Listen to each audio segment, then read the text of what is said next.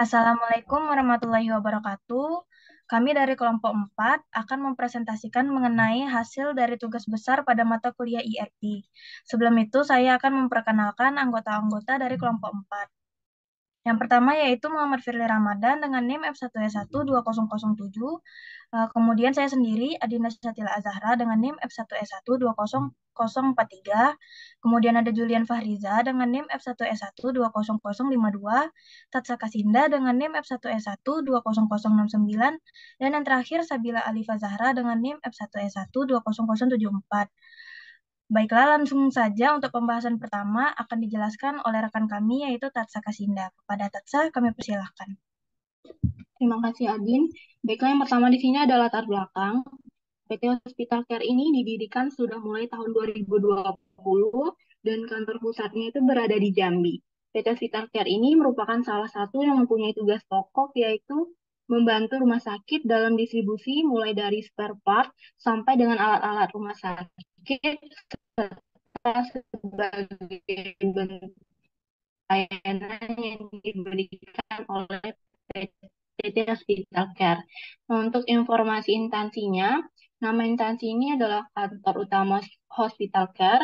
Untuk alamatnya ini 6 Kecamatan Sipin, Kota Jambi, Jambi 36129. Untuk nomor teleponnya itu 022 205088 dan untuk emailnya itu admin.hospitalcare.com. Next. Nah, di sini ada struktur organisasi. Yang pertama itu ada CEO. Nah, tugas CEO ini adalah memimpin jalannya perusahaan, berperan sebagai komunikator, serta memiliki tanggung jawab sebagai pengelola. Selanjutnya ada sekretaris. Nah, sekretaris ini menyelenggarakan koordinasi, penyusunan rencana, program, anggaran, dan laporan keuangan, serta melaksanakan pembinaan organisasi dan pelaksanaan. Selanjutnya ada institution director. Di sini adalah melaksanakan administrasi kependudukan, pertanahan, serta pajak daerah dan retribusi. Dan yang keempat di sini ada sales director. Sales director ini memiliki tugas memimpin dan mengarahkan tim, yaitu membuat rencana penjualan dan mengaturnya kuota target penjualan, serta melaksanakan sebuah penjualan itu melalui pengembangan rencana bisnis.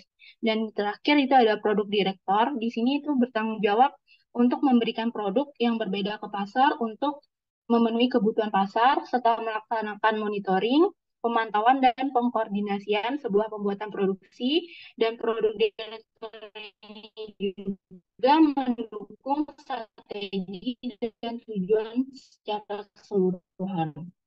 Selanjutnya saya kembalikan kepada moderator. Baiklah, terima kasih kepada Tatsa.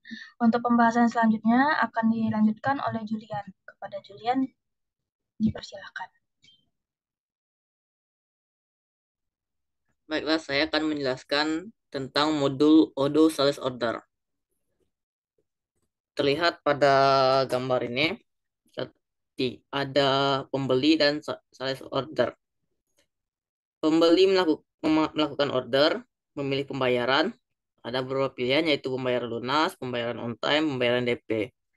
Setelah itu diproses, modul sales kemudian menerima order, membuat invoice, lalu draftnya akan disimpan pada Odo, lalu melakukan konfirmasi draft invoice, lalu pembeli melakukan pemesanan produk, sales melakukan pesanan produk, melakukan validasi produk, dan produksi akan melakukan produksi pesanan. Sales mengirimkan invoice dan mencatat invoice-nya, lalu mengirim produk invoice. Pembeli melakukan pengecekan pesanan, melakukan pembayaran, lalu sales menerima konfirmasi pembayaran, mengecek pembayaran, membuat registrasi pembayaran, dan akan disimpan di modul akunting pada Odo. Itu lalu selesai. Selanjutnya adalah modul Odo Purchase Order. Yang pertama adalah manajer melakukan pengecekan bahan baku pada modul inventory pada Odo, lalu membuat draft purchase order.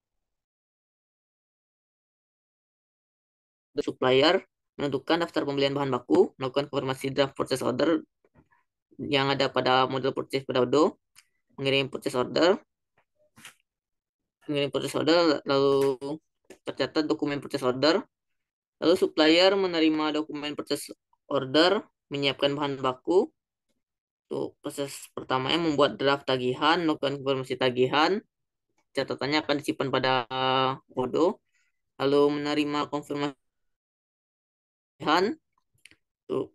Selanjutnya melakukan pengiriman bahan baku. Manajer menerima bahan baku, melakukan pengecekan bahan baku, melakukan konfirmasi penerimaan bahan baku yang akan dicatat pada model inventory Odoo, lalu melakukan pembayaran tagihan, dan melakukan konfirmasi pembayaran yang akan dicatat pada dokumen purchase dan sell, dan akan terbuat dokumen invoice-nya. Selesai. Itu saya kembalikan ke moderator. Baiklah, terima kasih kepada Julian. Untuk selanjutnya akan dijelaskan oleh saya sendiri. Di sini terdapat modul Odoo bagian manufaktur. Di sini manajer melakukan entry data preproduksi yang ada pada modul warehouse Odoo. Kemudian di sini ada 3 bidang, yaitu bidang inkubator, purify, dan bidang masker. Di sini manajer akan melakukan input BOM untuk masker pada bagian bidang masker, kemudian akan melakukan input BOM untuk purify pada bidang purify, dan melakukan input BOM untuk inkubator pada bidang inkubator. Kemudian untuk setiap masing-masing bidang akan dilakukannya validasi, kemudian akan setelah dilakukan validasi akan dilakukan produksi. Kemudian nanti proses selanjutnya manajer akan memvalidasi produksi tersebut pada warehouse Odoo. Kemudian setelah dilakukan validasi maka akan menuju ke barang siap. Untuk selanjutnya next, di sini ada use case. Di sini ada 2 aktor, yaitu penjual dan pelanggan. Untuk bagian penjual di sini bisa dilihat penjual dapat melakukan login, kemudian di sini penjual dapat melakukan entry question, kemudian mengirimkannya sebagai email, lalu nanti sistem akan menampilkan sebagai pelanggan review. Kemudian di sini penjual melakukan menerima purchase order yang akan dikonfirm, kemudian penjual bisa melakukan entry faktur penjualan, yang di mana penjual di sini bisa melakukan send dan print, kemudian sistem akan menampilkan preview dan rekam faktur penjualan. Kemudian di sini penjual bisa melakukan menerima pembayaran, yang kemudian pembayarannya akan direkam dan kemudian divalidasi. Dan untuk terakhir, penjual dapat membuat laporan penjualan. Untuk bagian pelanggan di sini, pelanggan dapat melakukan menerima quotation, yang dimana nanti pelanggan bisa melakukan dalam. Baiklah, saya lanjutkan. Untuk bagian pelanggan, pelanggan nanti bisa melakukan menerima quotation, yang dimana pelanggan bisa nanti sign and pay quotation, lalu sistem bisa melakukan reject. Kemudian di sini pelanggan bisa melakukan entry purchase order, kemudian akan melakukan accept and play, kemudian pelanggan bisa melakukan menerima faktur, kemudian nanti akan menampilkan faktur, dan yang terakhir pelanggan dapat melakukan check out pembayaran.